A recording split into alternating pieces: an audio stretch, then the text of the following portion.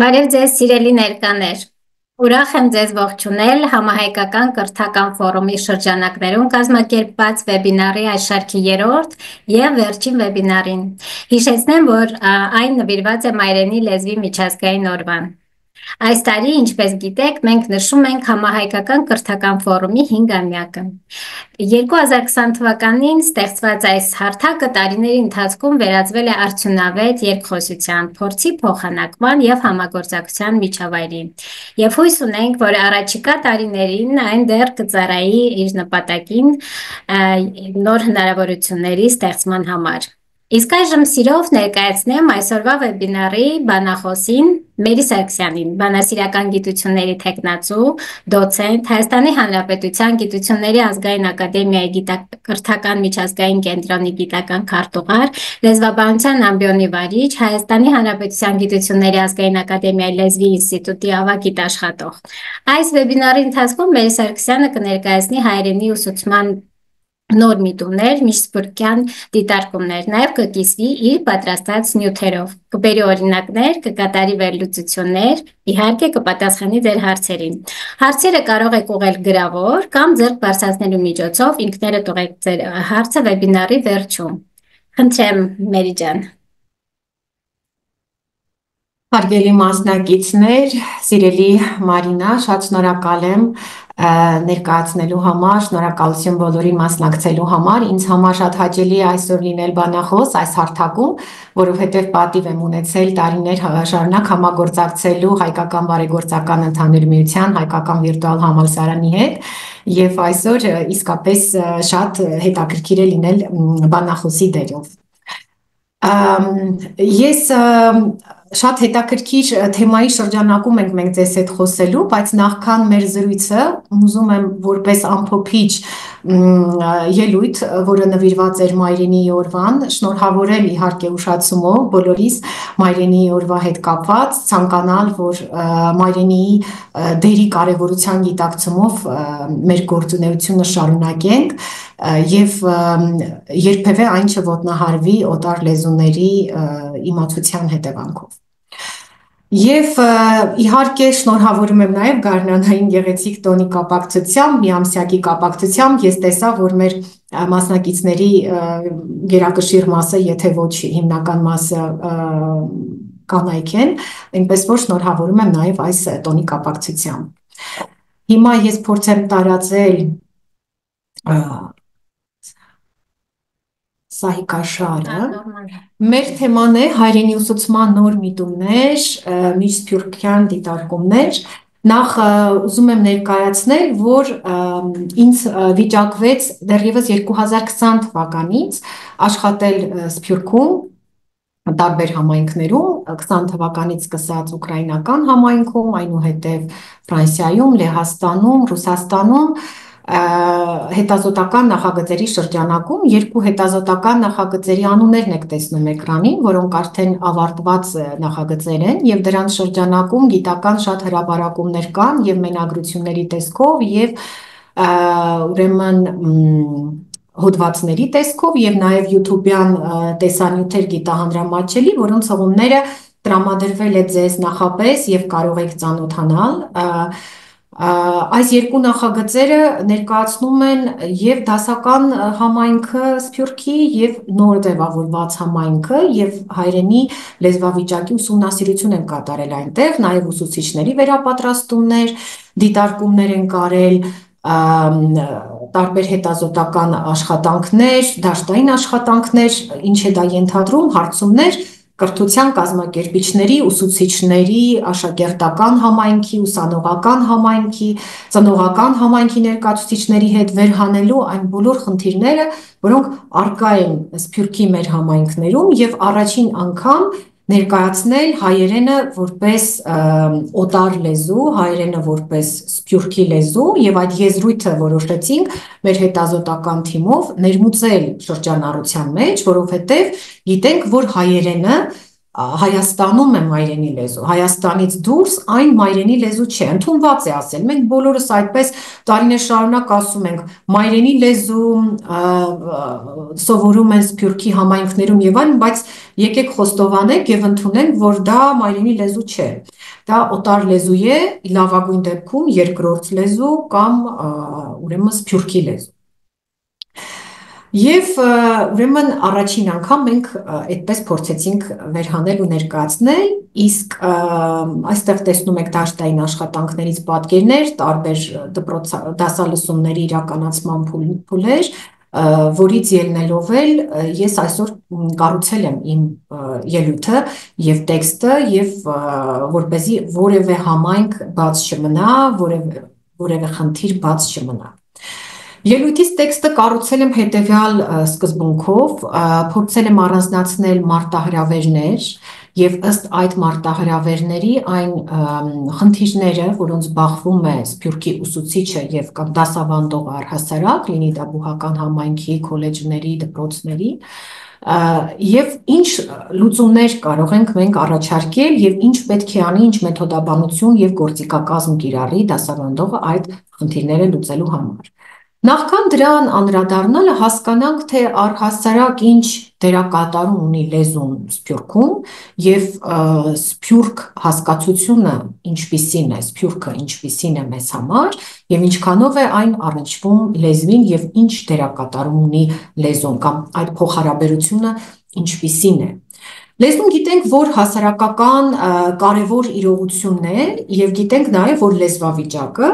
կախված է հասարակական, քաղաքական, տնտեսական, մշակութային պայմանների ամբողջությունից։ Իսկ ինչ վերաբերում է Սփյուռքին, ապա Սփյուռքը շատ բարդ իրողություն է։ Այն ներկայացնում է մեկ ազգ, չէ, հայ ժողովրդին է ներկայացնում, բայց ոչ մեկ մշակույթ, այն ներկայացնում է մեկ ազգ, բայց ոչ մեկ լեզու եւ իհարկե մեկ էթնիկ սփռված ինքնություն է, բայց այն իր մեջ զուգակցում է նաեւ այլ ինքնություններ, այսինքն այստեղ մենք գործ ունենք ոչ միայն հայկական ինքնության հետ, որը սովոր ենք ասել եւ պահանջում ենք սփյուռքահայերից, որ նրանք լինեն հայասեր ու հայրենասեր, հայաստանասեր, բայց իրականում Սփյուռքի այն երկիրը, որը իրենք ներկայացնում են եւ դրա կրողն են, իրենք նաեւ այդ ինքնության կրողն են եւ երբեմն նրանց մեջ երկբեղկվածություն է լինում եւ նրանք չեն գիտակցում, թե որն է իրենց համար ավելի հոգեհարազատ եւ ավելի մայրենի։ Նույնիսկ մենք դաշտային աշխատանքների ընթացքում ֆրանսիական համայնքում մի անգամ մի տիկնոջ հարցրի, դուք ձեզ ավելի շատ մեր հարցերից մեկն էր, ավելի շատ դուք ձեզ հայ եք համարում, թե ֆրանսիացի, դուք ձեր մայրենի լեզուն հայերենն եք համարում, թե ֆրանսերենը, հրաշալի արևմտահայերեն էր խոսում, այսինքն եթե միայն արևմտահայերեն խոսքը լսենք, կմտածենք, որ մայրենի լեզուն է, բայց արի ու տես, որ հարցումների ընթացքում պարզվում է, որ ինքը երկբեղկված է իր մեջ եւ ինքը հստակ չի կարող այդ հարցի պատասխանը տալ։ Այս դեպքում մենք գործ ունենք արդեն ինքնության հետ եւ նաեւ երկլեզվության հետ, երբ որ անձը չի կարող հստակ տարբերակել, թե ինքը որի կրողն է։ Հայկական Սփյուռքը գիտենք, որ ձևավորվել է տարբեր ժամանակներում եւ տարբեր սփյուռքյան համայնքներից երբեմն, ոչ միասնաբար, իհարկե երկու հիմնական փուլ ենք առանձնացնում, հստակ բոլորս գիտենք, կարծում եմ, առաջին փուլը 15 թվականի ցեղասպանությունից հետո հայկական Սփյուռքի ձևավորումներ եւ այս ընթացքում ձևավորվեց հայկական դասական Սփյուռքը։ Ավելի ուշ շրջանում խորհրդային միության փլուզումից հետո ձևավորվեց նոր Սփյուռքը եւ այսօր շարունակվում է Սփյուռքի ձևավորումը, նոր Սփյուռքի ձևավորումը։ Եվ հստակ պետք է գիտակցել նաեւ այս տարբերությունները լեզվի ուսուցման ժամանակ, որովհետեւ դրանից կախված էլի որոշ հանգամանքներ փոխվելու են, քիչ հետո ավելի մանրամասն կանդրադառնանք այդ խնդրին։ Եվ ուղղակի նկատի ունենանք, որ Սփյուռքի դերակատարումը ուսուցման գործընթացում այնքան կարևոր ու այնքան մեծ է, որովհետև մեր ժողովրդի 2/3-ը, 1/3-ն է Հայաստանում ապրում, 2/3-ը մեր ժողովրդի ապրում է Սփյուռքում, եւ այսօր մենք ուրեմն մեր հայրենի դասավանդման գործընթացը մշակելիս, կազմակերպելիս առավելապես պիտի շեշտադրում անենք նաև այս հանգամանքին, հայրենի ուսուցումը Սփյուռքում, որովհետև ավելի մեծ թվով հայրենակիցների հետ գործ ունենք, ավելի մեծ թվով լեզվակիրների հետ գործ ունենք, որոնց պետք է դասավանդել։ Օտարալեզու միջավայրում ոչ միայն սփյուռք հասկացությունն է բազմատար, այլև հայ համայնքն է շատ բազմատար, եւ այն բոլոր հանրույթներում, որտեղ կիրառվում են 2, 3 եւ ավելի լեզուներ, հայրենը պետք է ուսումնասիրել եւ նաեւ ուսուցանել ոչ թե առանձին, այլ այդ լեզուների փոխհարաբերության համատեքստում։ Սա էլի մեր ուսուցիչների կարևոր խնդիրներից մեկն է, որովհետեւ երբեմն մենք տեսնում ենք դասապրոցեսներ եւ մեր դասալսումների ընթացքում հավատացեք շատ ենք նման դեպքեր արձանագրել, երբ տեսնում ենք հայրենի ուսուցումը միայն հայրենի նյութի շրջանակում։ Սփյուռքում սա չգործող մեթոդաբանություն է եւ չի կարող ճիշտ ձևով արտացոլվել։ Մյուս կողմից տեսնում եք էկրանին, որ մենք ինչ բազմազանություն ունենք Սփյուռքում։ Այստեղ տեսնում ենք, որ կա օտար լեզու եւ Սփյուռքի համայնքներից կախված այս օտար լեզուն կարող է փոխվել, համայնքներ կան, որտեղ երկլեզվությունը պաշտոնապես ընդունված է եւ մի քանի լեզու կարող է պաշտոնապես այդ երկրում կիրառվել պաշտոնական լեզվի կարգավիճակով եւ մյուս կողմից մենք ունենք երկճյուղ հայրենի բազմազանությունը, արևելահայրենի եւ արևմտահայրենի, մյուս կողմից մենք ունենք գրական եւ խոսակցական հայրենների բազմազանությունը, որ էլի դժվարություն է առաջացնում, եւ մյուս կողմից մենք ունենք բարբառային հայրենի բազմազանությունը, իսկ մենք գիտենք, որ այսօր 50-ից ավելի բարբառներ շրջանառվում են եւ մեր տարբեր լեզվակիրներ, տարբեր բարբառների կրողներ են եւ իրենց ընտանիքներում իրենք երբեմն չեն լսում գրական հայերեն, լսում են բարբառային հայերեն եւ ուրեմն այս բազմազանությունը նույնպես պիտի դասավանդման ընթացքում նկատի ունենալ եւ անպայման հաշվի առնել։ Հայկական Սփյուռքում մյուս կողմից գործում են ազգային, մշակութային ինքնավարություններ, համայնքային, հասարակական կազմակերպություններ, երիտասարդական կազմակերպություններ, ուսանողական, աշակերտական միություններ, բայց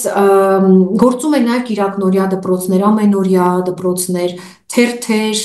նույնիսկ համայնքներ կան, որ իրենց կայքեջերը ունեն, այսինքն համայնքի աշխատանքների, լեզվի ուսուցման, մշակույթի փոխանցման համար տարբեր միջոցներ կան, բայց չնայած այս ամենին, համայնքների շուրջ համախմբվում է հայության փոքր մասը եւ իհարկե համայնքի ներկայացուցիչների մի մասը հեռանում է իր արմատներից, իսկ դրա հետևանքով ինչ է լինում, հայրենի իմացության մակարդակը շատ ավելի վատ վիճակի է հասնում, եթե ոչ չիմացության։ Եվ արձանագրում ենք մի փաստ, որ երիտասարդ սերունդը արդեն չի խոսում հայերեն, չի տիրապետում նույնիսկ խոսակցական մակարդակով, որովհետև մի կողմից չկա գործածության ոլորտ, մյուս կողմից էլ աստիճանաբար այն մոռացվում է եւ ուրեմն ուծացման վտանգը դրանից սկսում է մեծանալ։ Եվ սրանք եւ այս ամենը պայմանավորված է ոչ միայն լեզվական խնդիրներով, այսինքն ոչ միայն հայրենը բարդ էր, իրենք չսովորեցին, հայերեն խոսելու տեղ չկար, միջավայր չկար, ընկերներ չկային, հայրենիքի հետ կապը թույլ էր, սրանք լեզվականներն են, այլ նաև արտալեզվական շատ գործոններ կան, այսինքն լեզվից դուրս շատ գործոններ, դրանք հասարակական, տնտեսական, քաղաքական եւ այլ խնդիրներ են, որոնք որ ուրեմն ավելի խնդրահարույց են դարձնում հայրենի ուսուցումը եւ պահպանումը։ Սփյուռքում հայապահպանության, հայրենապահպանության համար գործում են շուրջ 1000-ի հասնող ամենօրյա եւ մեկօրյա դպրոցներ, դասընթացներ, որոնք շուրջ 400,000 երեխաների մայրենի լեզու են ուսուցանում։ Սրանք վիճակագրական տվյալներ են, որոնք հստակեցված են Սփյուռքի գլխավոր հանձնակատարի գրասենյակի հետ եւ տեղ են գտել նաեւ մեր մենագրություններում, գիտական հոդվածներում Եվ տեսնում ենք այս թիվը փոքր չէ, բավական մեծ է, բայց դրա հետ մեկտեղ այդ դպրոցները, այդ կառույցները լիարժեքորեն չեն կարողանում ապահովել հայրենի ուսուցումը, որովհետև ազգային ինքնության բաղադրիչների հիմքում այնուամենայնիվ ամենակարևորը ոչ միայն այդ ինքնակազմակերպող միջոցներն են, եղանակներն են, այլ հենց լեզուն է, եւ ուրեմն պիտի մենք հենց լեզվի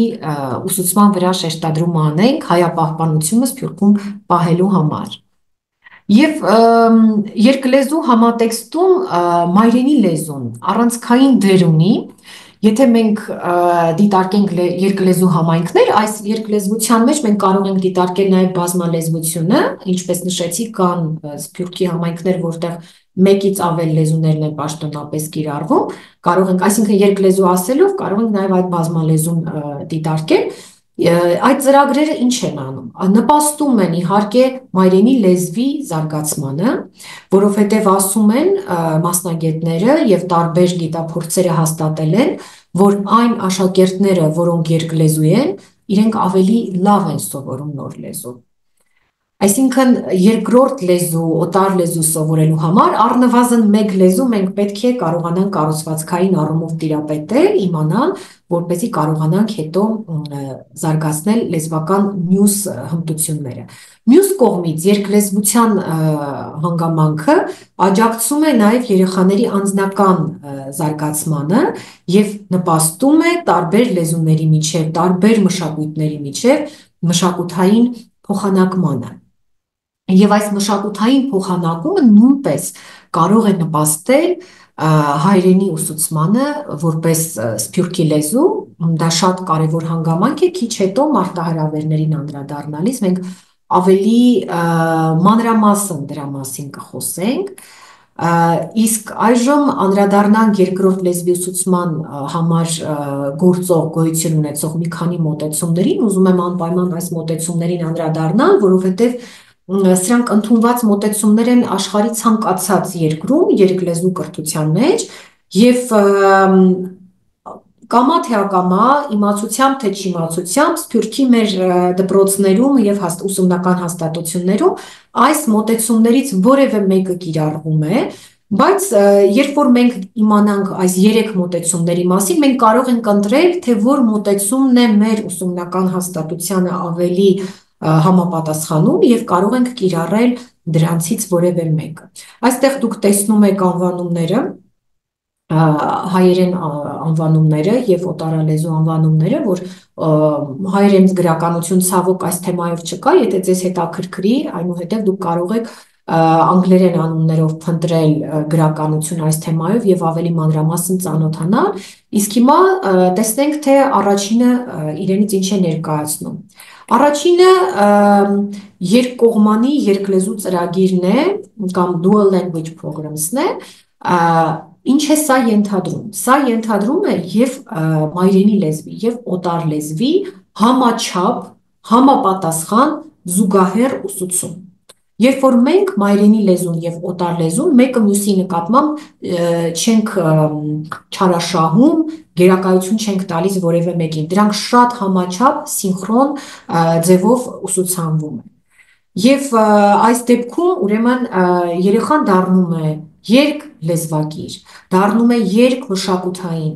երկու լեզուներով, երկու մշակույթներով համաչափ գրագիտություն է ձևավորվում։ Սա շատ ընդունված, շատ կարևոր ծրագիր է եւ նաեւ այն բոլոր հետազոտողները, որոնք համարում են, որ երկլեզվությունը անձի զարգացման, կատարելագործման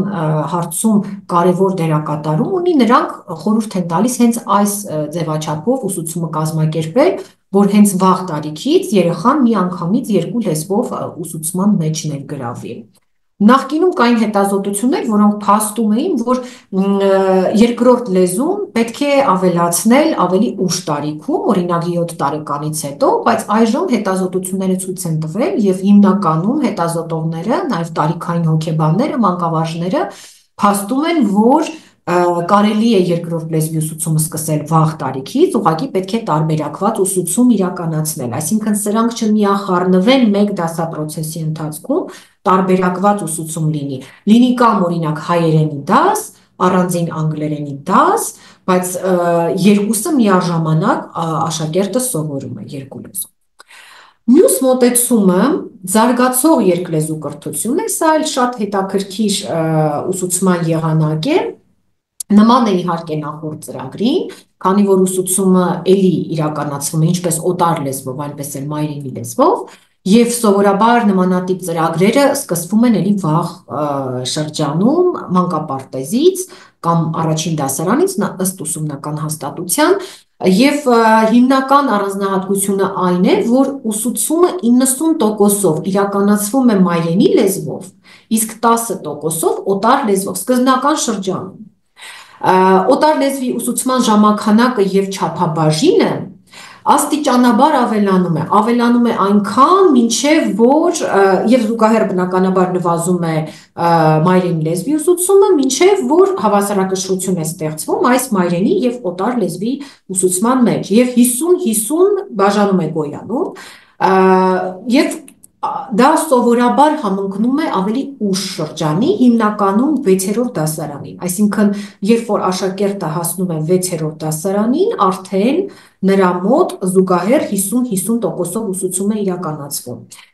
Եթե հաշվի առնենք ինչքանով արդյունավետ կարող է լինել սա Սփյուռքի դպրոցներում կիրառության մեջ, սովորաբար Սփյուռքի դպրոցներում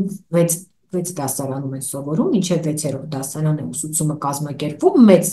մեծ մասամբ, այսինքն 6-րդ դասարանում ավարտում են այդ հայկական դպրոցը, հայկական բաղադրիչով կրթությունը կամ, ուրեմն այս փուլում ավարտվում է եւ 50-50 գոյակցություն է լինում, այսինքն սա լիարժեք էլի կարելի է տեղայնացնել եւ կիրառել այս մոտեցումը։ Մյուս մոտեցումը անցումային երկլեզու կրթությունն է, սա զարգացնող երկլեզու կրթությանը շատ նման է, որովհետև էլի սկսվում է վաղ տարիքից, ինչպես նախորդի դեպքում, այստեղ նույնպես 90%-ով ուսուցումը իրականացվում է մայրենի լեզվով, 10%-ը օտար լեզվով, բայց ի տարբերություն նախորդի, այստեղ process-ը շատ արագ է ընթանում եւ արդեն երկրորդ, երրորդ դասարանում մենք պետք է ավարտած լինենք այդ համաչափությունը, պետք է ձևավորված լինի եւ ուսուցումը ամբողջությամբ ոչ միայն համաչափություն լինի, այլև ուսուցումը արդեն ամբողջությամբ իրականացվի օտար լեզվով։ Երրորդ դասարանում ուսուցումը միայն օտար լեզվով իրականացվի։ Սա շատ հարմար է այն ուսումնական հաստատությունների համար, որոնք ոչ թե հայկական կրթություն իրականացնելու միտում ունեն կամ մայրենի լեզու պահպանելու միտում ունեն, այլ միջազգային կրթական հաստատություններ են, միջազգային դպրոցներ են, օրինակ ինչպիսին է Անատոլ Ֆրանսի անվան ֆրանսիական կրթահամալիրը Հայաստանում, որը միջազգային դպրոց է, բազմալեզու դպրոց է, այստեղ ուսուցումը սկսվում է հենց այս սկզբունքով, անցումային երկլեզու կրթությամբ, աստիճանաբար ֆրանսերեն իմացությունը ավելանում է եւ ուրեմն երրորդ դասարանից սկսած արդեն անցում է կատարվում միայն ֆրանսերեն ուսուցմանը։ Այս մոտեցումը Սփյուռքում այնքան էլ հարմար չէ Սփյուռքի դպրոցներում, ուրեմն մենք ձեզ հետ կկենտրոնանանք առաջին երկու տիպերի վրա, եթե ընտրություն կատարելու լինենք, ուրեմն առաջին երկու տիպերով պիտի մեր ուսուցումը կազմակերպենք եւ այդ երկու մեթոդաբանությունները կիրառենք։ Երկլեզու համատեքստում պիտի նկատի ունենալ նաև, որ մայրենի լեզուն շատ առանցքային եւ կարեւոր դերակատարում է կատարում, առաջին լեզվի իմացությունը շատ հաճախ ազդում է երկրորդ լեզու սովորելու վրա։ Կախված թե մենք ինչ լեզու ենք սովորել առաջինը, դրանից կախված շատ կարևոր է թե մենք ինչ ձևով ենք յուրացնելու երկրորդ լեզուն։ Ուրեմն Սփյուռքի դպրոցներում մենք այս հանգամանքը նույնպես պիտի հաշվի առնենք հայերեն ուսուցանելիս։ Եթե դա հայերենից, դե իհարկե բոլոր լեզուները հայերենից տարբեր են, ես այստեղ չեմ ուզում լեզվընտանիքների մասին ծանրացնել ինֆորմացիայով, տարբեր պատմել թե հայերենը ինչպիսի լեզու է եւ այլն, բայց պիտի հաշվի առնել այդ հանգամանքը եւ տարբեր իրադրություններում օրինակ հենց հնչյունաբանությունը ուսուցանելու փուլում, հնչյունների ուսուցման փուլում, տառ ուսուցման փուլում, քերականական առանձնահատկությունների ուսուցման փուլում եւ շատ այլ հանգամանքներում պիտի մենք հաշվի առնենք, որ շատ կարեւոր է լինելու առաջին լեզուն որն է տվյալ աշակերտի համար։ Մյուս կողմից երկլեզվությունը առավելություններ ունի նաև, այն կարող է բարելավել տարածական առաջադրանքների կատարումը, կարող է բարելավել ճանաչողական ճկունությունը, բարելավել վերլուծական ռազմավարությունները, ընդհանրապես ստեղծագործական մտածողությունը, հաղորդակցական կարողությունները եւ ուրեմն եկեք մեր ուսուցման գործընթացում այդ երկլեզվությունից չխուսափենք, շեշտադրում չանենք մի լեզվի վրա, մի լեզվի ուսուցումը չլինի մյուսի հաշվին։ Շատ հաճախ Սփյուռքում դաշտային աշխատանքների ընթացքում նկատում ենք այդ խնդիրը, երբ որ պարսավանքով է ուսուցիչը ասում, որ գիտեք, չեն խոսում հայերեն, խոսում են մեկ այլ լեզվով։ Շատ լավ է, որ աշակերտները տարբեր լեզուներ գիտեն եւ կարող են տարբեր իրադրություններում տարբեր լեզուներով հաղորդակցվել։ Կարևոր է այստեղ ճիշտ համաչափություն պահպանել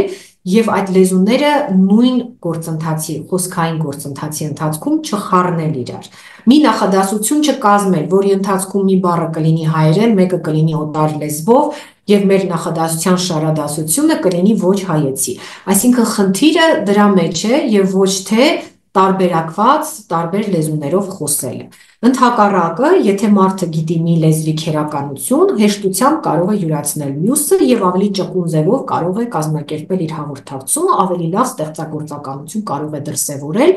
մանավանդ եթե զուգահեռ, զուգադիր եւ սիրուն գեղեցիկ համեմատություններով իրականացվի այդ ուսուցման process-ը։ Հայկական Սփյուռքի առջև, բացի այս մյուս խնդիրներից, որոնք մենք ունենք երկլեզվության եւ բազմալեզվության ուսուցման մեջ, շատ այլ տարբեր խնդիրներ կան, այստեղ դուք էկրանին տեսնում եք մի քանի այսպես գլոբալ խնդիրներ, որոնց ես չեմ ուզում հիմա ծանրանալ եւ անդրադառնալ, դրանք շատ տարբեր են, հետո Սահիկաշարը ձեզ մոտ կլինի, կարող եք ավելի մանրամասն նայել, որպեսզի ժամանակի մեջ տեղավորվենք, ես անցում կատարեմ միայն այն խնդիրներին, որն այսօրվա բանախոսության հիմնական նյութն է եւ դրանք լեզվի ուսուցմանն առնչվող մարտահրավերներն են եւ իհարկե երկրից կախված, կրոնական հանգամանքներից կախված, քաղաքական իրադրությունից, տնտեսական իրադրությունից կախված այս մարտահրավերները կարող են տարբերվել, բայց ես փորձել եմ խմբավորել, առանձնացնել այնպիսիք, որոնք որ նույնական են եւ դասական Սփյուռքի դպրոցներում եւ նոր Սփյուռքի դպրոցներում եւ տարբեր ուսումնական հաստատություններում, մեկօրյա, մենօրյա, գիրակնօրյա, շաբաթօրյա, այսինքն անկախ ինչ-որ հանգամանքներից եւ մի քանի մարտահրավեր ձեզ հետ քննարկենք ու հասկանանք նաեւ դրանց համատեքստում ուսուցիչը ինչ մեթոդաբանություններ պետք է կիրառի։ Առաջին կարևոր մարտահրավերը, որ մենք տեսել ենք, նկատել ենք հետազոտությունների ընթացքում եւ նաեւ ուսուցիչները միշտ բարձրաձայնում են եւ ասում են, մեր խեղճ ուսուցիչները ես կասեի, սահմանափակ ուսումնական ռեսուրսներն են, որոնք իսկապես շատ լուրջ խնդիրներ են առաջացնում Սփյուռքում։ Դասագրքեր, ուսումնական նյութեր, առցանց ռեսուրսներ, որոնք հարմարեցված են հայրենի ուսուցմանը, շատ սահմանափակ են։ Երբ որ մենք համեմատենք, թե ինչ ուսումնական նյութեր են առկա օտար լեզուների ուսուցման համար, կլինի անգլերենը, ֆրանսերենը, ռուսերենը նույնիսկ, իտալերենը, իսպաներենը, ցանկացած լեզու, մենք ուղղակի տեսնում ենք, որ շատ խեղճ վիճակում է հայերենը, ինչքան էլ որ օրեցօր տեսնում ենք, որ ավելանում են ռեսուրսները, ստեղծվում են կրթական հարթակներ, ինչպիսին մեր հայկական վիրտուալ համալսարանի կրթական հարթակն է եզակիներից եւ լավագույններից մեկը։ Տեսնում ենք նաեւ այն ուսումնական ռեսուրսները, որոնք ստեղծվում են, դասագրքեր կլինեն ինտերակտիվ, թե կլինեն բջջային հավելվածներ, համակարգչային հավելվածներ, բայց դրանք շատ խեղճ են խղճուկ են եւ մի դեպքում կիրառելի են մի որևէ համայնքում, մյուս համայնքում կիրառելի չեն, որովհետեւ իսկապես համայնքից համայնք դրանք պետք է տարբեր լինեն եւ հարմարեցված լինեն։ Ուրեմն դրանից բացի նաև շատ դժվար է, երբ որ չկա մշակված ընդհանուր քաղաքականություն, ես այս հարցի մասին միշտ բարձրաձայնում եմ, խոսում եմ, եւ սա պետք է արվի Հայաստանում, ոչ թե Սփյուռքում, որովհետեւ ընդհանուր քաղաքականություն պետք է մշակվի, թե ինչ մեթոդաբանություն է պետք կիրառել եւ առհասարակ լեզուների իմացության ինչ չափանիշներ պետք է ընդունել։ Դեռևս երկու նախորդ դարում արդեն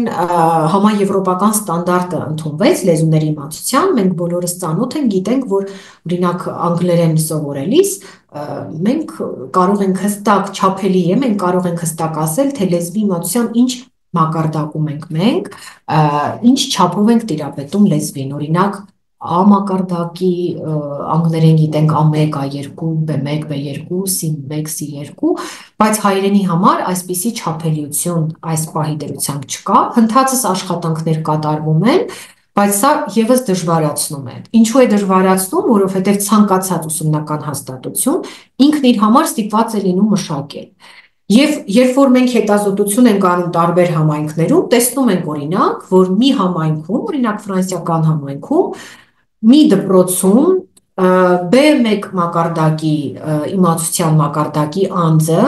տարական հաղորդակցում է կարողանում ապահովել, իսկ մեկ այլ համայնքում B1 իմացության մակարդակի անձը ակադեմիական ինչ-որ բառապաշար ունի, այսինքն անհամապատասխանություն է լինում։ Ուրեմն, քանի դեռ մենք չունենք այս միասնական համակարգը Հայաստանի եւ Սփյուռքի համար ընդհանուր, որպես օտար լեզու հայերեն ուսուցանելու համար, ուրեմն մենք էլի ունենալու ենք այս խնդիրները եւ դասագրքերը մեր էլի լինելու են սիրողական մակարդակի, մեր ուսուցիչները կրկին կանգնած են լինելու այս խնդրի առաջ, որ ինքնուրույն պետք է ուսումնական ռեսուրսներ ստեղծեն։ Այսինքն, քանի դեռ չկա այդ միասնական ընդհանուր համակարգը, մենք միասնական սկզբունքների մասին խոսել չենք կարող, ցավոք, բայց այս պահին աշխատանքներ ընթանում են եւ հուսանք ոչ շատ ուշ ապագայում այդ միասնական համակարգը կլինի, լեզվի կոմիտեն ինչ որ ծրագիր է մշակում եւ հուսանք այդ ծրագիրը կլինի ու մենք կառաջնորդվենք դրանով եւ դրա հիման վրա կձևավորվեն նաեւ դասագրքեր։ Շատ կարևոր է նաև ուսուցիչների ուղեցույցները, ուղղորդող ձեռնարկները ուսուցիչների համար, թե իրենք ինչպես պետք է դասավանդեն։ Որոշ ձեռնարկներ իհարկե կան, երբ որ մենք գնում ենք տարբեր համայնքներ, միշտ հարցնում են, այ որ ձեռնարկը վերցնենք, որով առաջնորդվենք։ Դրանք էլի մշակված են տեղային նեղ համայնքների համար, օրինակ ռուսական համայնքներում տարբեր կիրառում են մեծ մհեր, փոքր մհեր դասագրքերը։ Դրանք շատ լավ աշխատում են այնտեղ, բայց օրինակ Ֆրանսիայում այս դասագրքերը կիրառելի չեն, նախ որովհետև դասական ուղղագրությամբ չեն, արևմտահայերեն չեն, եւ ուրեմն դրանք չեն կարող կիրառվել։ Բայց մյուս կողմից այստեղ կա մի առավելություն, որ այս նյութերը, որոնք օրինակ այբենարանի ուսուցում են ապահովում, հարմարեցված են տարիքային խմբերի համար։ Այդ մեծ մհերը տարիքային մեծ խմբի համար են։ Սփյուռքի այլ համայնքներում ցավոք ականատես ենք լինում, օրինակ, որ Չ տառի ուսուցումը կազմակերպելիս մեր հայաստանյան այբենարանով են սովորեցնում եւ Չ տառի ուսուցման ժամանակ չափահաս անձը պետք է կարդա ճուտիկի մասին տեքստը, որը բոլորովին հետաքրքիր չէ իրեն եւ իր տարիքային առանձնահատկություններին չի համապատասխանում եւ նա այդ տեքստով ուղղակի չի ուզում ինչ-որ ուսուցում իրականացնել։ Դրա համար պետք է հարմարեցրած լինեն, այս դեպքում մեր ուսուցիչները շատ ջանք ու եռանդ են խնայում եւ բոլոր դեպքերում մենք տեսել ենք, որ իրենք ինքնուրույն տեքստեր են մշակում եւ բոլոր ուսուցիչները կարելի ասել, որ ունեն իրենց ինքնուրույն ձեռնարկները, ես բոլորին խորհուրդ եմ տվել եւ իմ աջակցությունն եմ հայտնել, որ նույնիսկ կարող են իմ օգնությամբ կարող են խմբագրել, մշակել եւ դրանք տպագրել, բայց իհարկե միասնականություն եթե լինի շատ ավելի կարևոր է այդ հանգամանքը։ Հաջորդ կարևոր խնդիրը, որ մարտահրավերը, որին բախվում է, դասավանդող կադրերի խնդիրն է։ Սփյուռքի դպրոցներում կրթության որակի եւ աշակերտների ընդհանուր թվի անկման հետ միասին մենք նկատում ենք նաեւ մի այլ խնդիր մանկավարժական կադրերի ներգրավման եւ վերապատրաստումների հարցը։ Իհարկե վերջին շրջանում շատ ենք նկատում տարբեր ծրագրեր, երբ որ ուսուցիչները վերապատրաստվում են։ Բայց դա երբ որ գտնվում ենք Հայաստանում, մտածում ենք ինչ լավ է Սփյուռքի ուսուցիչները վերապատրաստվում են, կրթական տարբեր հարթակներ կան, նախարարության ծրագրեր կան, վերապատրաստվում են, գնում հասնում ենք Սփյուռքի որևէ համայնք եւ տեսնում ենք այնտեղ ուսուցիչների, որոնք նույնիսկ որակավորում չունեն մանկավարժի եւ երբեմն դասավանդում են մարդիկ, որոնք պարզապես լեզվակիր են։ Ցավոք, սա կա հատկապես փոքր քաղաքներում, որտեղ փոքր դպրոցներ են գործում, փոքրաթիվ իհարկե աշակերտական համայնք կա, մտածում են լավ 6 աշակերտի համար անհրաժեշտ չէ ինչ-որ ֆինանսական ռեսուրս ծախսել, ուսուցիչներ հրավիրել, բարի կամքի դրսևորում որպես լեզվակիրը, որը օրինակ չգիտեմ, լրիվ այլ մասնագիտություն ունի կամ երբեմն նույնիսկ բարձրագույն կրթություն չունեն, պարզապես ինքը լեզվակիր է եւ դասավանդում է։ Եվ երբեմն հանդիպում ենք զավեշտալի դեպքերի, օրինակ համայնքներից մեկում, երբ որ աշակերտների հետ էի զրուցում, ինձ թվաց, որ բոլոր Շիրակի խոսվածքի կրողներն են, եւ բարձվեց, որ ոչ, պարզապես նրանց ուսուցիչը Շիրակի բարբառագիր է։ Շիրակի բարբառի կրողն է եւ ինքը այդպես է սովորեցրել աշակերտներին եւ բոլոր աշակերտները այդպես են խոսում։ Այսինքն այսպիսի զավեշտալի դեպքեր շատ են լինում փոքր համայնքներում իհարկե, բայց այս խնդիրը էլի կախված է մեր առաջ ու բնականաբար շատ կարևոր է։ Ուսուցիչի դերը ինչու է կարևոր, որովհետեւ ուսուցիչը ոչ միայն ուսումնական process-ում եւ Սփյուռքում հատկապես հանդես է գալիս ոչ թե դասավանդողի դերով միայն, որը սովորեցնում է լեզուն, այլ նա ապահովում է հայերեն խոսույթը, առաջին անձն է, որը ապահովում է հայերեն խոսույթը, հայերեն դիսկուրսը եւ աշակերտը գուցե միայն այդ միջավայրը ունենա, որպեսզի լսի հայերեն խոսք։ Երբեմն ունենք աշակերտներ, որոնք ընտանիքներում չունեն լեզվակիր, չունեն ընկերներ, այսինքն չկա միջավայր այդ աշակերտի համար եւ միակ միջավայրը, որտեղ աշակերտն առնչվում է հայերենին, դա դպրոցն է լինում, ուսումնական հաստատությունն է լինում եւ այդ միակ դիսկուրսը, որին ինքը մասնակցում է, ուսուցչի հետ ընթացող խոսույթն է։ Եվ ուրեմն այս պարագայում ուսուցչի դերակատարումը կրկնակի մեծանում եւ ավելանում է եւ շատ հաճախ հենց ուսուցչից է կախված, թե այդ աշակերտը ինչպես կներգրավի ուսումնական գործընթացում եւ արդյոք ուզենա կրթությունը շարունակել այնտեղ, թե ոչ։ Երբեմն նույնիսկ չեն ցանկանում շարունակել։ Երբեմն ուսուցիչները տիրապետում են հայերենին, բայց խոսակցական մակարդակով, երբեմն բարբառային արդեն ասացի, եւ սա նույնպես կարևոր խնդիր է, որ պետք է ուսումնական process-ում հստակեցնել, հատկապես կրթության կազմակերպիչները ուսուցչին լսարան, դասարան թողնելուց առաջ պիտի այս հարցը կարգավորեն, որ միայն գրական հայերենը պետք է դասավանդել։ Երբեմն իհարկե մենք ասում ենք, դե գիտեք, օտար միջավայրում նույնիսկ խոսակցական հայերեն մի երկու բառ, երբ որ աշակերտները սովորում են, էլի լավ է, բայց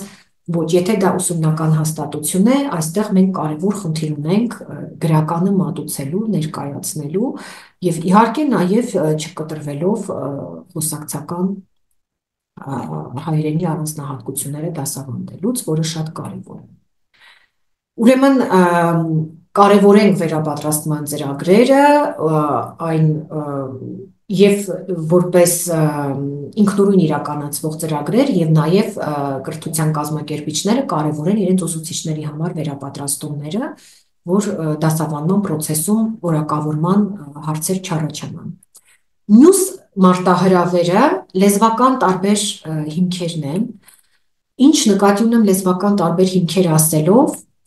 Օտարալեզու կամ բազմալեզու լսարանները հաճախ բաղկացած են լինում լեզվական տարբեր ծագում ունեցող ուսանողներից, աշակերտներից, յուրաքանչյուր սովորող կարող է մյուսից տարբեր մայրենի լեզու ունենալ։ Մեկը մի այլ վայրից է գաղթել, մյուսը այլ վայրից է եկել եւ այստեղ հավաքվել են տարբեր մշակույթների, տարբեր լեզուների կրողներ եւ շատ բազմազան լսարան է ձևավորվել։ Բացի այդ, աշակերտները կարող են տարբերվել իրենց բնութագրերով, օրինակ իմացության մակարդակը, կրթական մակարդակը, տարիքը, ընդունակությունները, սովորելու կարողությունը, մշակութային ծագումը, նախկին կրթական փորձառությունը, շատ տարբեր հանգամանքներ կան եւ ուսուցիչը իր դասը պետք է կառուցի այս ամենը հաշվի առնելու համատեքստում։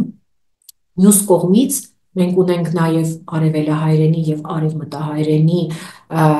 տարբերությունը,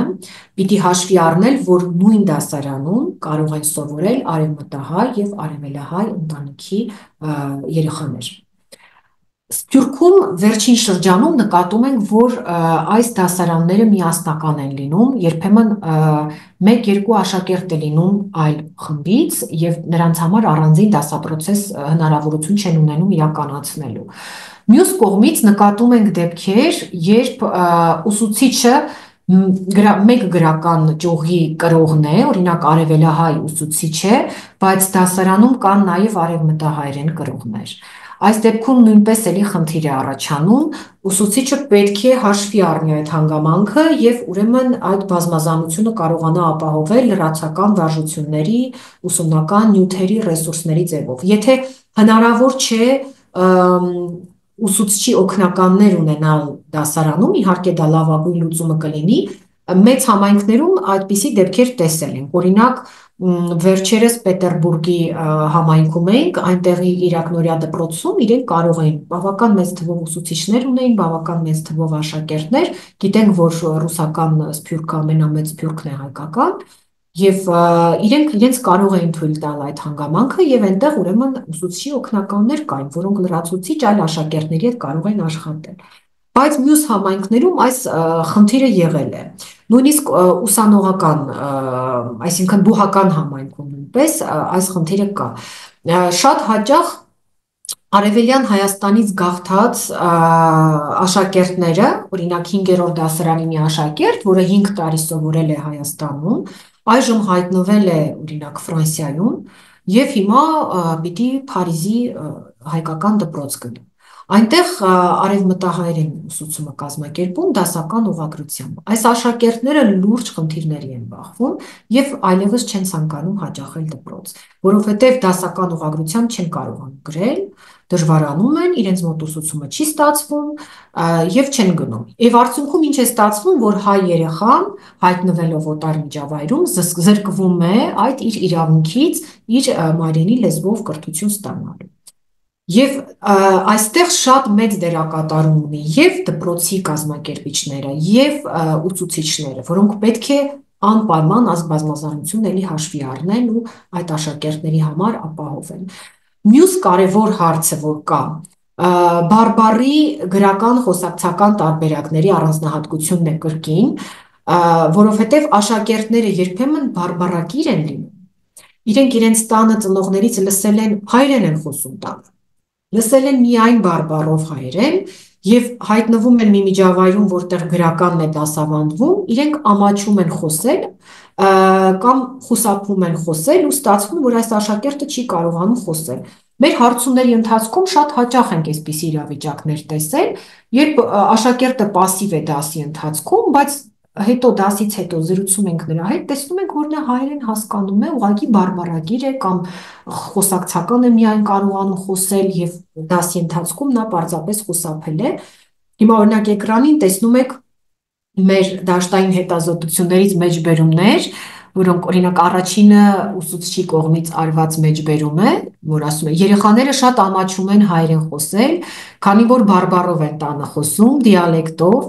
Ես սիրում եմ դիալեկտը, դա պետք է պահպանվի, բայց շատ շատերը հենց պատճառ բռնելով, որ տանը բարբառով են խոսում, ասում են թող երեխեն չսովորի բարբառը։ Քանի որ սա մեջբերում է, մենք դիտավորյալ այստեղ փոփոխություն չենք արել խոսքի։ Մյուսը աղջիկը այստեղ է ծնվել, մեծացել, բայց ամռանը հաճախ հյուր է գնում տատիկին հրազդան եւ տատիկի խոսվածքը այսպես ամուր նստել է իր մեջ, այսինքն նա այդ խոսվածքով է կարողանում միայն հաղորդակցվել եւ էլի ուսուցչի դերակատարումը մեծանում է նրանով, որ ուսուցիչը պետք է խրախուսի ցանկացած լեզվավիճակով հաղորդակցումը, որովհետև սա հայերենի դրսևորում է։ Մենք իհարկե նորմատիվ հայերեն պետք է դասավանդենք, բայց խրախուսենք ցանկացած լեզվավիճակով հաղորդակցում, որպեսզի աշակերտները չխուսափեն ներգրավել process-ի մեջ։ Հաջորդը իմացության տարբեր մակարդակներն են։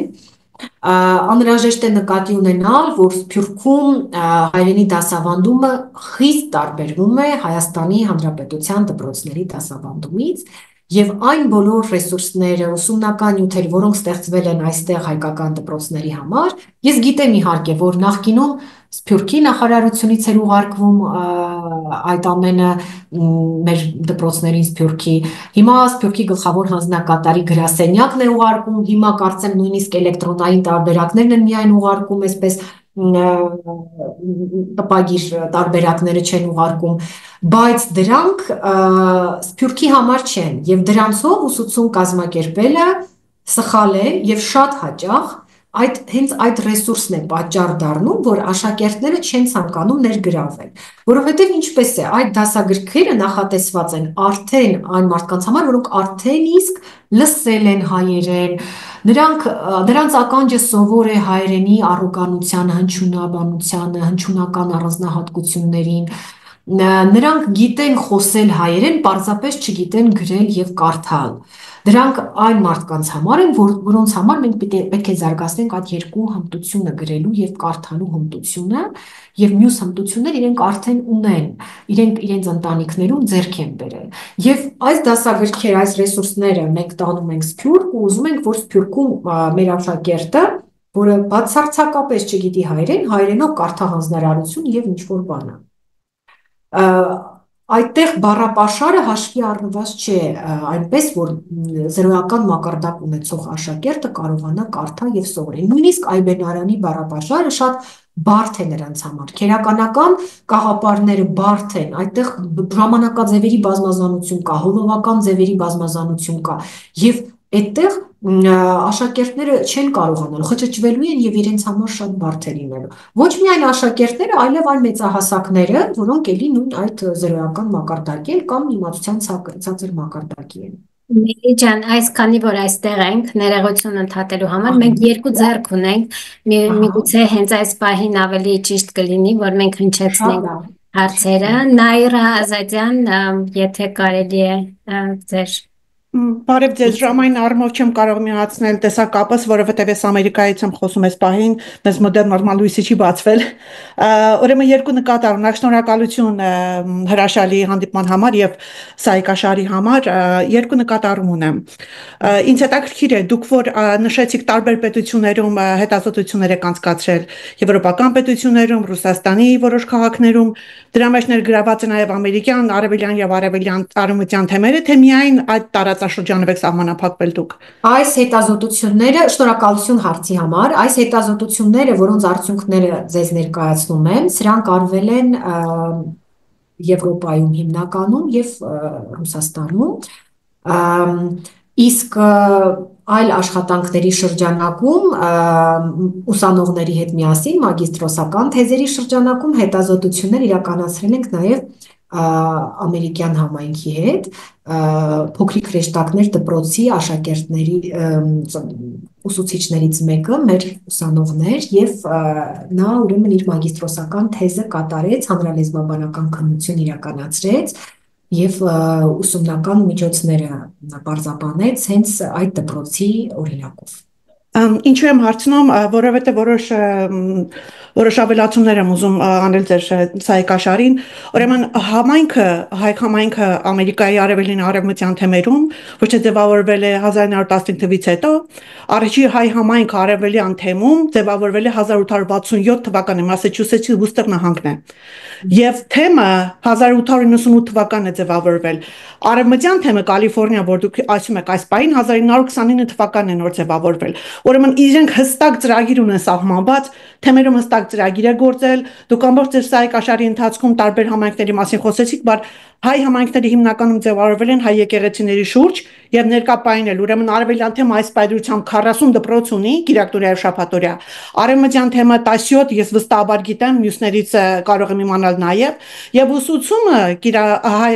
հայկական դպրոցներում ոչ թե 6-րդ դասանից է վերջանում, այլ միջին դպրոցով է ավարտվում։ 7-8-րդ դասանը վերջացավ, 9-ից արդեն ավագ դպրոց են գնում։ Բայց Ալեք Մանուկյան դպրոցը, որը չարտերային դպրոց է Ասպայն Դիթրոյթում, ինքը 12 տարվա 12-ամյա կրթություն ունի հստակ ծրագրերով։ Ուզում ասել, որ ձեր ներկայացված ծրագրերը գործում են, բայց մեր համայնքները տարբեր բնույթի են։ Շատ բաներ չի համապատասխանում, որտեղ մենք պիտի համապատասխանեցնենք դպրոցում, այստեղ հանրակրթական դպրոցներում, ինչպես են մատուցում ծրագրերը։ Ինչու այդ հարցը տվեցի։ Մեզ մոտ ուսուցիչ են հրավիրել եկավ մասնագետ 2 տարի առաջ։ Առաջի դասից ասեցինք շնորհակալություն, հաջողություն ձեզ։ Ինչու՞, որովհետև տարական բաներ կան, իրենք ծանոթ չեն, որ այստեղ համակարգում երեխաները անգիր չեն սովորում։ Դպրոցական համակարգում անգիր բացարձակապես գոյություն չունի։ Միայն եթե միջոցառումներ են անում եւ այլն այդ ժամանակ, եւ երկրորդը տարական մի բան։ Դպրոցներում այստեղ արգելված է գրիչով գրել, բոլորը մատիտով են գրում։ Բոլոր երեխաները գրիչ, սկսած մինչև նախադպրոցականից մինչև ավարտական դասարանը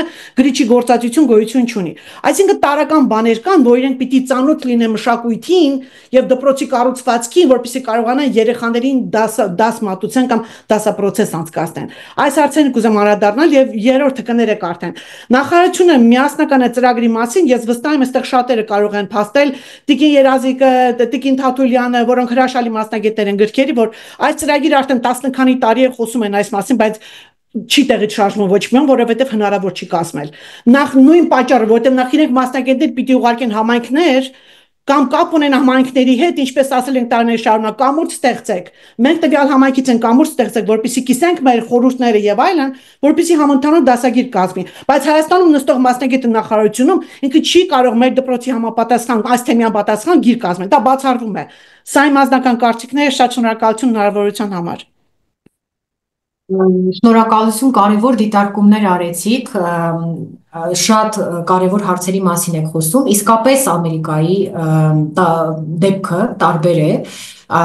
եվրոպական համայնքներից, այդտեղ իսկապես շատ կազմակերպված դպրոցներ են գործում, ես ծանոթ եմ այդ փոքրիկ հրեշտակներ դպրոցի օրինակին, բայց նաև ունեմ գործընկերներ, որոնք աշխատում են եւ համագործակցում են այլ դպրոցների հետ, այլ կառույցների հետ,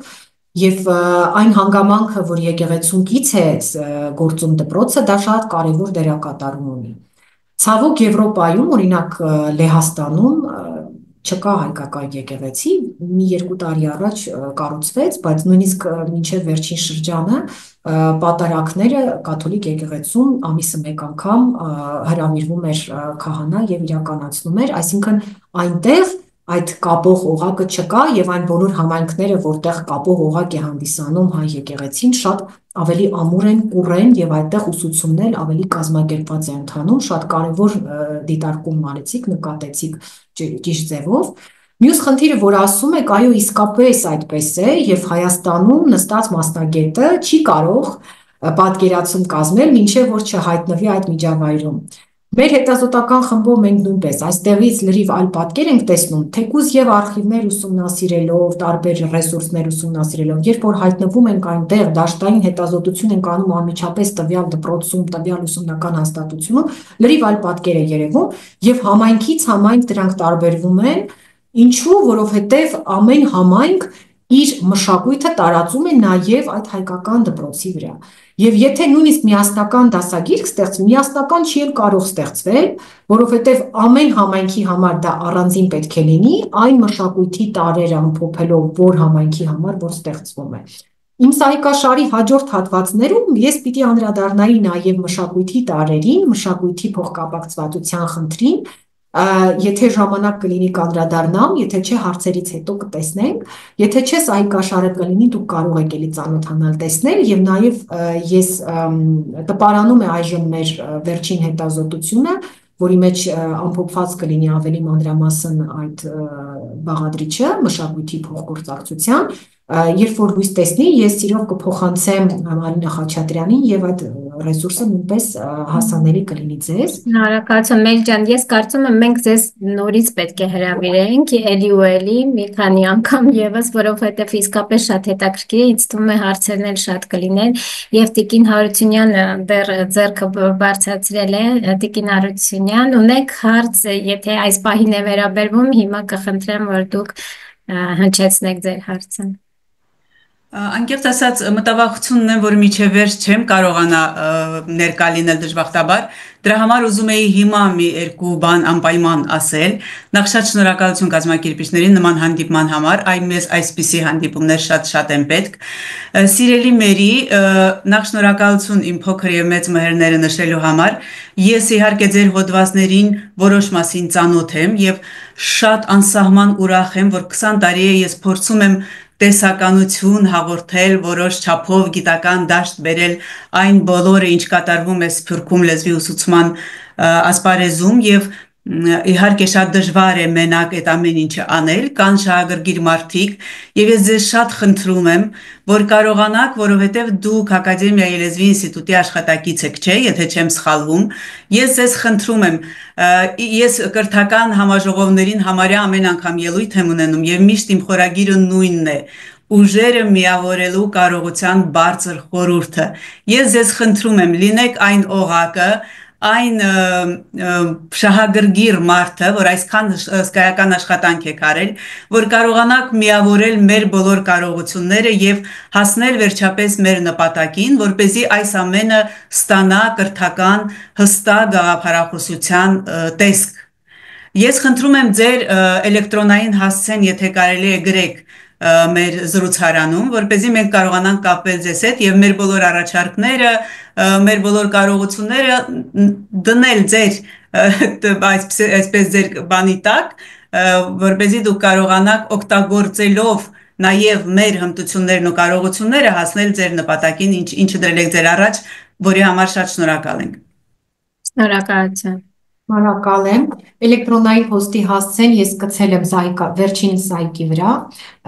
Սայկաշարը երբ որ հասանելի լինի, այնպես ձեզ մոտ կլինի եւ ես սիրով կապի մեջ կլինեմ ձեզնից յուրաքանչյուրի հետ ու մենք իսկապես համագործակցելու շատ առիթներ կունենանք, կարծում եմ։ Շնորհակալ եմ շատ։ Շնորհակալություն։ Ինչ անենք, մեր ջան շարունակենք, երևի եթե կարևոր ամենն է կարևոր, դժվար է։ Կարող ենք հարցերին պատասխանել, եթե հարցեր կան։ Կարող եք ձեր ձեռքերը բարձրացնել, եթե կան հարցեր, մի քանի գրավոր հարց ունեմ, եթե թույլ տաք ընթերցեմ։ Կան արդյոք ուսումնասիրություններ դաշտային աշխատանքների արդյունքում, թե երբ է ավելի արդյունավետ սկսել երկլեզու ուսուցումը, հաշվի առնելով հայերենի առանձնահատկությունները։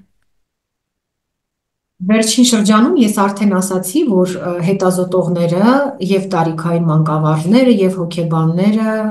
եւ երկրորդ լեզվի ուսուցման մասնագետները, որը կիրառական լեզվաբանության կարևոր բաղադրիչ է, եկել են այն եզրահանգման, որ երկլեզու կրթությունը ճիշտ է կազմակերպել վաղ տարիքից եւ հայերենը այստեղ բացառություն չէ, այսինքն հայերենի ուսուցումը եւս ցանկալի է կազմակերպել վաղ տարիքից։ Վաղ երկլեզվագիրների առավելությունների մասին շատ հետազոտություններ կան արված, մի քանիսի հղումները մեր աշխատանքների մեջ են ներառված են, որոնք ես ձեզ տրամադրել եմ էլեկտրոնային հղումներով, կարող եք այդտեղ գրականության ցանկ բաժնում ծանոթանալ եւ տեսնել, այսինքն հայերենի ուսուցումը նույնպես մենք հանգիստ կարող ենք կազմակերպել վաղ տարիքից։ Շնորհակալություն, եւս մեկ հարց, Հայաստանում օտար լեզվի ուսուցումը շատ լավ մակարդակով կազմակերպված է։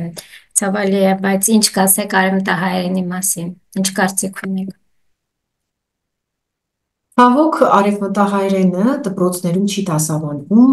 մի փուլ եղավ, որ այդպիսի ծրագրեր էին նախատեսվում, հետո դրանք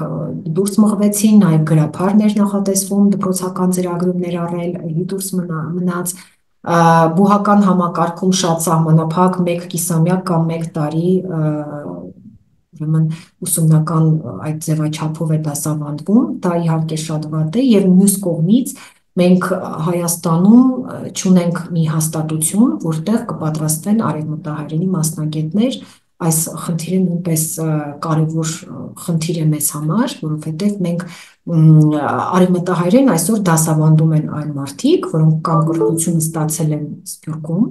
այսինքն որակավորումը ստացել են Սփյուռքում, կամ Հայաստանում են ստացել որակավորում, բայց իրենք հենց արևմտահայերենի մասնագետ չեն, ուղղակի բանասեր են, լեզվաբան են, բայց կրող են, լեզվակիր են, արևմտահայերենի կրող են պարզապես, բայց ուսուցման գործընթացում արևմտահայերեն չեն սովորել։ Սա իհարկե կնճռոտ մեր հարցերից մեկն է, որը էլի կախված է մեր պետական որոշումներից, եւ ես հուսով եմ մի օր այս հարցը լուծվելու է, որովհետեւ դա իսկապես կարեւոր է։ Այսօր մանավանդ, երբ որ արևմտահայերենը վտանգված ՅՈՒՆԵՍԿՕ-ի վտանգված լեզուների շարքում է, մենք պետք է ուրեմն այդ մասնագետներին անհապաղ պատրաստենք։ Շնորհակալություն։ Եվս մեկ հարց ընթերցեմ ոնց որ գրված է Հայաստանի մեջ մշակված Սփյուռքի դպրոցներուն համար նախատեսված կրթական ծրագիր curriculum կա,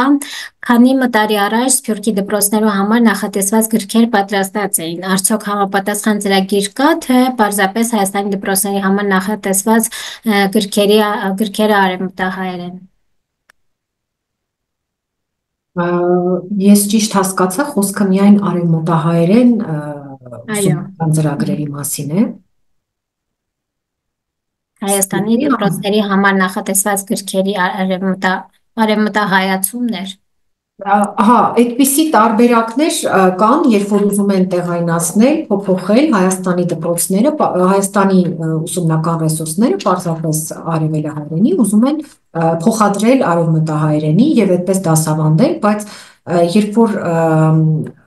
քննարկումներ են լինում արևմտահայերենի մասնագետների հետ, հասկանում ենք, որ պարզապես փոխադրումը չի կարող գործել եւ բազմիցս այդ խնդրին մենք անդրադարձել ենք նաեւ հայկական վիրտուալ համալսարանի ծրագրերի շրջանակում մասնագետների հետ խորհրդակցությունների ժամանակ, որ պարզապես փոխադրումը չի կարող գործել, որոշ դեպքում մշակութային տարրեր են ներթափանցում, այլ երևույթներ են ներթափանցում, որոնք պիտի անպայման տեղ գտնեն տվյալ ուսումնական ռեսուրսների մեջ։ Եվ ուրեմն դա իհարկե այդպիսի տարբերակ չի կարող լինել եւ արևմտահայերենի ուսուցման համար արևմտահայերի մասնագետները պետք է համապատասխան կրթական ծրագիր մշակեն ու ռեսուրս մշակեն։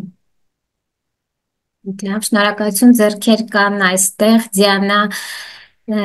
Դերկարապետյան, եթե կարելի է ձեր հարցը, Դիանա։ Այո, շատ շնորհակալ եմ Դիգիմարի, շատ շնորհակալ եմ բոլոր գազམ་ագրավիչներուն։ Ես Արգենտինայեն եմ, Արժանտինեն, ուրեմն մենք ունենք շատ 5 գաղութ 100 դարվա գաղութ ուր գործեն եկեղեցին եւ ինչպես Հյուսիսային Ամերիկայի վիճակը մեր եկեղեցին շուրջ գազམ་վեցան մեր դպրոցները։ Ուրեմն մենք վստահ ենք, ամենօրյա դպրոցներ են, վստահ ենք, որ երկլեզու պետք է լա իրենց դաստիարակությունը, որովհետև մայրենի լեզուն իսպաներենն է, որ բոլորովին կդարբերի հայերենեն, կսկսենք մանկաբարձեն մինչև երկրորդական, ասենք գրեթե 15 տարի աշակերտը, որ գերտա հայկական դպրոցը գավարդե իբր թե հայերեն սորվելով, բայց իրականությունը այն է, որ դպրոցեն գլեն եւ հազիվ կրնան նախադասություն մգազմել, բարերը կրնան հիշել, բարավաշարը կրնան ունենալ, բայց ինչ կվադայի, իրենց միակ միջավայրը, ուր հայերեն գլսեն, կամ գխոսին դպրոցն է, 1 ժամ, 4 ժամ, ինչ որ լա, ուրեմն շատ դժվար գլա դարբեր մեթոդներ գործազեն մեր ուսուցիչները, ինչպես դու կսիկ ամեն մեկ դպրոց ունի իր դասակիրքը, ամեն մեկ ուսուցիչ կպատրաստե իր դասակիրքը, նայելով ինչ դժվարություններ եւ ինչ հմտություններ ունի այդ խումբը եւ ուրեմն կմտածենք ինչու 15 տարի հայկական դպրոց հաջախած են եւ վերջը հայերեն չեն գռնար խոսիլ գրտան Հայաստան գվոգեվորվին որովհետեւ գսեն ասիգա սորվեցա դպրոցը բարերմը գսեն բայց լման նախատասությունը չեմասեր շարատրությունը դժվարավ գնեն եւ ավելի դյուրուն գլա խոսակցիլ կանտե գրել եւ գարտալ թեև այբենարանով գսկսին ուրեմն մենք միշտ կմտածենք ինչ սխալ կգործենք ինչ արած սխալը որ ասիգա չեն կրնար կարկատրել գպախտadենք հրյական դպրոցներու հետ եւ հոս հասկացանք որ հրյաները ուրեմն ոչ մանգավար բարդեզին ոչ նախագարտարանի ադեն իրենց աշակերտներուն լեզու չեն սորվեցներ միայն մշակույթ իրենց սովորությունները եւ երբ որ գսկսին երկրորդական վարժարանը ասենք թե 13-14 դարեգանեն վերջը գսկսին հրյական լեզուն սորվիլ եւ այդ դղակը վերջը գրտան որովհետեւ եւ իրենց մեջ ընտանիքներում մեջ գրնան հրյա լեզուն օգտագործել մեզի ավիգա չի բադհայր որովհետեւ նույնիսկ մեր ընտանիքները հայր եւ մայր երկուքը զակումով հայ չեն երբեմն մեկը գրնա լալ իսպանախոս եւ բոլիվիացի որ գաբրի արժանտին գրնա լալ ուրուգվայցի որ գաբրի արժանտին կամ հոզնազ ուրեմն չիգա իրենց դան մեջը հայերեն լեզվի միջավայրը ուրեմն հարցումը սաս է ինչ սխալ գործենք ավելի լավ է արդյոք երկրորդական վարժարանեն ի վերս կսիլ որպես իրենց մեջը գարենան վերջը հայերեն լեզվով մեկը մյուսի հետ հաղորդակցիլ հարցումն է չեմ գիտեր գներեք քիչ մը երկար էր բայց ուզեցի բացատրել թե ինչ է մեր դեսլագանը Շնորհակալություն շատ կարևոր հարցադրում եք անում որովհետև հայերեն խոսելու համար ամենակարևոր եւ անհրաժեշտ պայմանը իհարկե խոսակից ունենալն է եւ եթե չկա այդ կենթանի հաղորդակցման միջավայրը մշակութային լեզուն էլ չի կարող պահպանվել եւ գործառվել Եվ միայն դպրոցական ուսուցման ընթացքում, երբ որ մենք սովորեցնենք քերականություն, սովորեցնենք հնչյուններ, տառեր եւ այլն, մենք չենք կարող մարդուն սովորեցնել լեզու։ Լեզու սովորելը պետք է լինի մշակույթի միջոցով եւ վերջին շրջանում կիրառական լեզվաբանության հետազոտությունները, որոնք զբաղվում են երկրորդ եւ օտար լեզվի ուսուցման խնդիրներով, բոլոր մասնագետները փաստում են, որ լեզու սովորեցնելու լավագույն միջոցը միջմշակութային հաղորդակցության շրջանակում լեզուն սովորեցնելն է։ Երբ որ մենք սովորեցնում ենք մշակույթը եւ ձեր բերած օրինակը հրաշալիորեն փաստում է, որ իսկապես այդ դեպքում ավելի լավ է ամրապնդվում լեզուն, ավելի հեշտ է մարդը մտնում այդ միջավայրի մեջ եւ դառնում է իսկապես դրա գրողը։ Որովհետև պարզապես առանձին երևույթներ լեզվական սովորեցնելը մարդու մտքում չի ամրապնդվելու եւ նա գործածության առավել եւս երբ որ նա չունի գործածության միջավայր։ Մյուս կողմից այսօր տեղեկատվական տեխնոլոգիաները լայն հնարավորություններ են ստեղծում միջավայր ստեղծելու։ Եթե նախկինում պիտի մարդիկ ահռելի տարածքներ կտրեին ժամանակ եւ տարածական ինչ-որ խնդիրներ հաղթահարեն, որ հայտնվեն Հայաստանում, հայտնվեն այն միջավայրում, որտեղ հայերենն է գործածվում եւ սովորեն հայերեն, որովհետեւ գիտենք, որ լեզուն լավագույնը սովորում ենք այն միջավայրում, որտեղ այն գործառում է, ապա այսօր այդ խնդիրը չկա։ Տեղեկատվական տեխնոլոգիաները այսօր թույլ են տալիս ստեղծել վիրտուալ միջավայրներ, որտեղ մեր աշակերտները կարող են այդ հաղորդակցումը ունենալ։ Ուրեմն այսօր ուսուցիչը մեծ խնդիր ունի, դեր ունի նաև այդ վիրտուալ միջավայրը ապահովելու հարցում, երբ որ արտասահմանում օրինակ այդ պրակտիկան արտասահմանյան կրթական հաստատություններում շատ ընդունված է։ Երբ որ տարբեր խմբերում, օրինակ դրանք կլինեն սոցիալական հարթակներում, թե այլ հարթակներում, ուսուցիչը իր աշակերտների հետ միանում է այլ երկրի ուսուցիչների աշակերտների հետ մի խմբում եւ նրանք այսպես միասին հաղորդակցվում են, ինֆորմացիա են փոխանցում իրար, միասին ինչ-որ տոներ են նշում, միասին միջոցառումներ են անում վիրտուալ եւ դա լավագույն միջավայրն է լինում այդ լեզվական եւ մշակութային փոխանակումը ապահովելու համար։ Այսօր մեր ուսուցիչները ունեն այդ հնարավորությունները, որովհետև մեր տեղեկատվական թվային տեխնոլոգիաները տալիս են դա։ Եվ իհարկե այդ միջոցը կարելի է կիրառել։ Մյուս կողմից էլ անպայման ապահովել այդ մշակութային փոխանակումը եւ մշակույթի միջոցով ուսուցանել հայերենը։ Շնորհակալություն, Մերիջան, շնորհակալություն։ Մենք բավականին մեր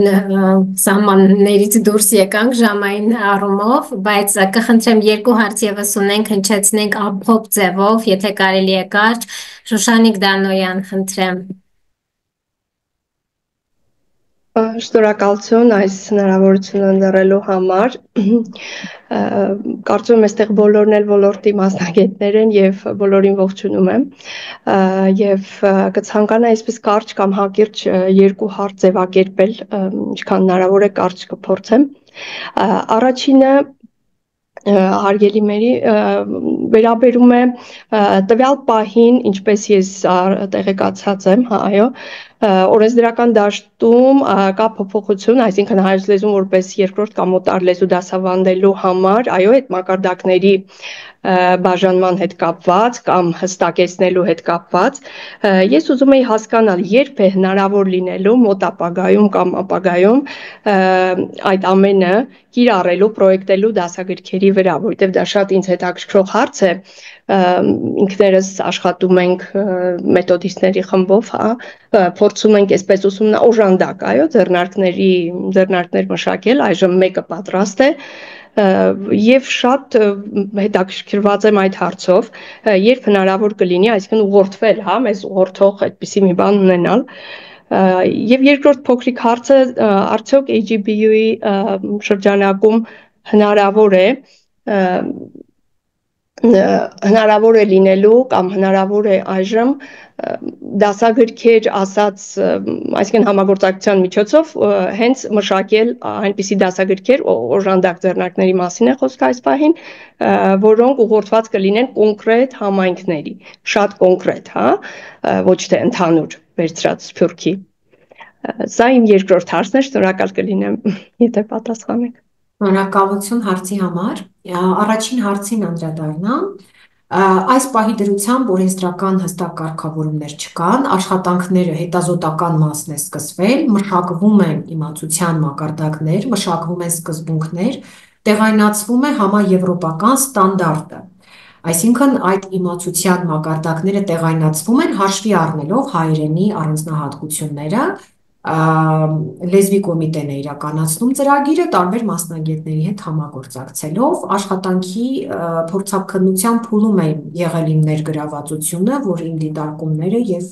հետազոտության արդյունքներով իրենց փորձել եմ ինչ-որ աջակցություն ցուցաբերել, բուն պրոցեսին ինքս չեմ մասնակցում, բայց այդ փուլով իհարկե չի սահմանափակվելու, երբ որ կլինի օրենսդրական կարգավորում, այսինքն կունենանք արդեն հստակ մշակված չափանիշներ հայերենի համար,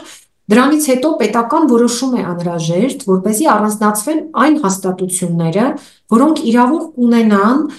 կազմակերպելու հայերենի ուսուցում,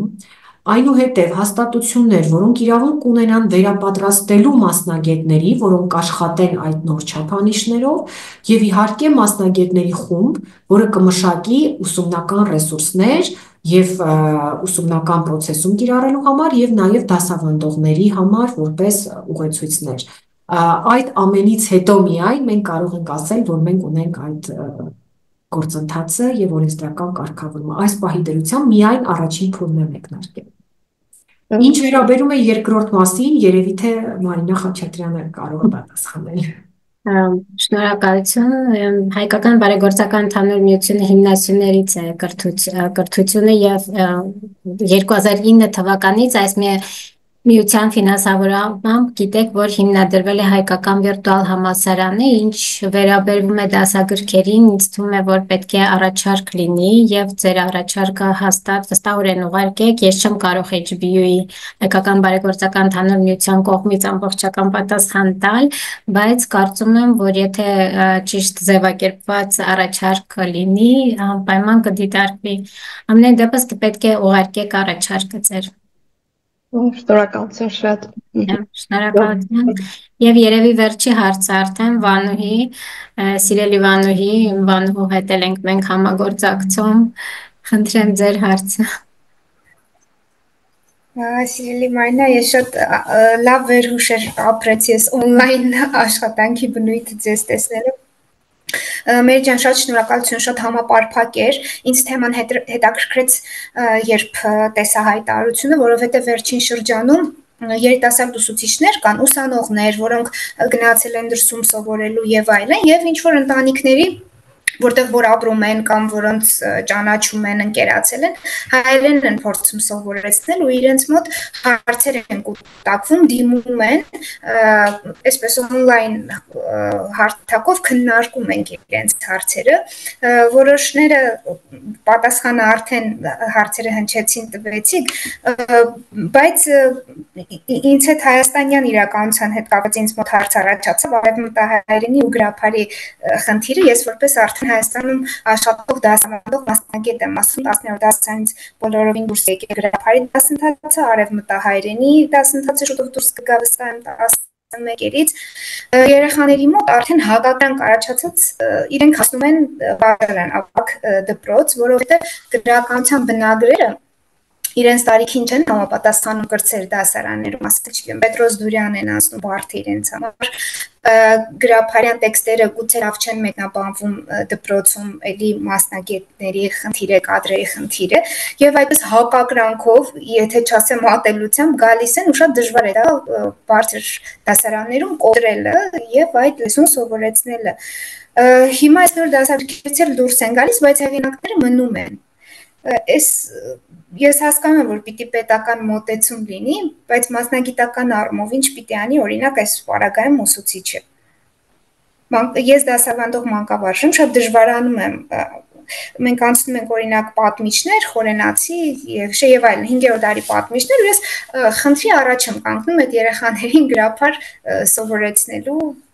գրաբարի գեղեցկությունը համոզելու, ինչ ասեմ, այդ առումով մեծ խնդրի առաջ եմ կանգնում։ Մենք շնորհակալություն հարցի համար, սիրելի Վանուհի, մենք այսպես թե այնպես դասավանդման ընթացքում միշտ զուգահեռներ ենք տանում այնպիսի երևույթների հետ, որոնք ներգրաված չեն մեր ուսումնական process-ում եւ այս դեպքում գրաբարի ուսուցումը նույնպես, արևմտահայերենի ուսուցումը նույնպես պիտի լինի այդ զուգահեռներից։ Այսինքն մենք չենք կարող աշակերտներին սովորեցնել մի բան առանց հղում անելու գրաբարյան երևույթներին, առանց հղում անելու արևմտահայերեն զուգահեռներին, որովհետև ամեն ինչ գալիս է այնտեղից։ Մենք ունենք գրաբարյան քարացած ձևեր, որոնք այսօր արևելահայերենում եւ արևմտահայերենում կիրառվում են։ Մենք, այսինքն մասնագետի հմտություններից է կախված, եթե մասնագետը տիրապետում է այդ լեզվավիճակներին եւ պետք է տիրապետի,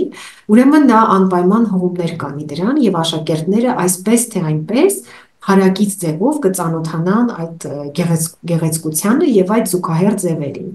Եվ հետո արդեն նրանց համար անսովոր եւ պես Էվրիկայի պես չի հնչի, չի լինի այդ Դուրյանի լճակը օրինակ, հա։ Հարակից ձևով երբ իրենք հասկանում են աղապարները, հա, ուղղակի ինձ թվում է արդեն միջառարկայական կապերն էլ պիտի ճիշտ արվեն, տարիքային խմբին համապատասխան գրականություն դրվի երեխաների համար, որ գործը ավելի Ես ինքը որպես մասնագետ սխալ եմ համարում արևմտահայերեն տեքստը փոխադրել արևելահայերենի եւ այդպես սովորեցնել, որովհետեւ դա առանձին լեզու չէ, դա մի լեզվի տարբեր լեզվավիճակ է եւ այդտեղ նույնիսկ երբեմն սխալվում ասում են թարգմանել, դա փոխադրել է, թարգմանել չի եւ սխալ է այդպես անել։ Տարիներ շարունակ դրանք բնագրերով ուսուցանվել են եւ որևէ մեկը խնդիր չի ունեցել հասկանալու, տիրապետելու եւ այլն, այսինքն սա պատճառաբանություն չէ, որ դժվար է, աշակերտների տարիքին չի համապատասխանում, դա իսկապես պատճառաբանություն չէ, հարցը դասավանդման մեթոդի մեջ է և ցանկության մեջ է։ Շնորհակալություն։ Եվ մյուս էլ փոքր ուղղակի դիտարկում ես երկու լեզուներով ուսուցումը այսօր Հայաստանում էլ խիստ պահանջ է դարձել, ես անգլերեն հոսքում եմ դասավանդում ու մտածում եմ շատ լավ կլիներ, որ անգլերեն հայերեն զուգադրությամբ դասագիրք լիներ, որովհետև հիմա հատկապես ընդունելության քննություններին դրված անգլերեն հայերեն ընտրությունը, գիտեք դիմորդների զգալի մասը ընտրում է անգլերենը, եւ երբեմն ինձ մոտ տպավորություն է առաջանում, որ անգլերենով բացատրել իրենց օրինակ բայի սեռը ավելի հեշտ է ստացվում, իրենց ընկալում է էլի այդ առումով երբ որ զուգահեռ ուսուցում է, այսինքն այդ պահանջը ոչ միայն դրսում է, նաև արդեն Հայաստանում է, եւ պետք է վաղուց լիներ Վաղուց պետք է այդ պահանջը լիներ, որովհետև միջառարկայական կապերի ստեղծումը պարզապես խոսք չէ, որ ասում ենք եւ դա իսկապես կարեւոր բան է, հատկապես լեզուների ուսուցման դեպքում պետք է շատ սինխրոն եւ համաչափ կազմակերպել ուսուցումը։ Հայաստանյան իրականության մեջ օտարալեզու կրթական հաստատությունները, մասնավոր դպրոցները իրենց ռեսուրսներով այդ կապերը ստեղծում են, իրենց առարկայական ծրագրերը, ուսումնական նյութերը նրանք սինխրոնացրել, համադրել են իրար հետ եւ զուգահեռ կազմակերպվում է մի քանի լեզվի ուսուցում։ Ցավոք, մեր հայկական հանրակրթական ուսումնական հաստատություններում Հայաստանի այդ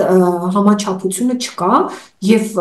հայրենի ուսուցումը այլ մեթոդաբանությամբ, այլ ձևով է ընթանում, այլ սկզբունքներով, այլ տարիքային առանձնահատկություններ հաշվի առնելով, անգլերենը այլ, ռուսերենը այլ եւ վերջում մենք ունենում ենք մի իրականություն, որ մարդիկ տարբեր համաչափությամբ են տիրապետում լեզուներին, մի լեզվից իրենք սովորում են մի խոսքի մաս, մեկ այլ լեզվից այդ խոսքի մասին դեռ չեն անցել, չեն սովորել, միտեղ ինչ-որ բառապաշար են յուրացնում, մեկ այլ դեպքում այդ բառապաշարի մասին պատկերացում չունեն, այսինքն համաչափ չի ընթանում եւ շատ հաճախ հենց դա է խնդիր դառնում, որ համաչափ ձևով չեն կարողանում յուրացնել լեզուները եւ դպրոցն ավարտում են առանց լեզու իմանալու։ 12 տարի սովորում են, բայց լեզու չեն իմանում։